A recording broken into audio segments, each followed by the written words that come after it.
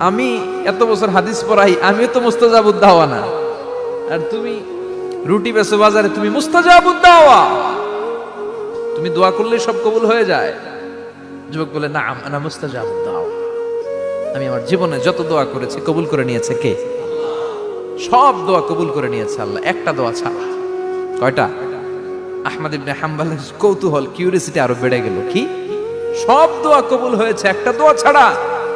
মাযালিকা দোয়া ইয়া সাহেব, কি সেই দোয়া?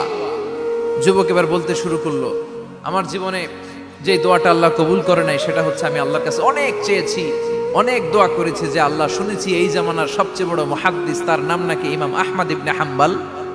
আল্লাহ, তোমার কাছে আমার চাওয়া, আমি যেন এই ইমাম আহমদ ইবনে হাম্বলের দেখে মরতে পারি, আমি যেন ইমাম আহমদ ইবনে হাম্বলের হাতে হাত রেখে মুসাফা করতে পারি, আর তার কপালে একটা চুমু এঁকে দিতে পারি।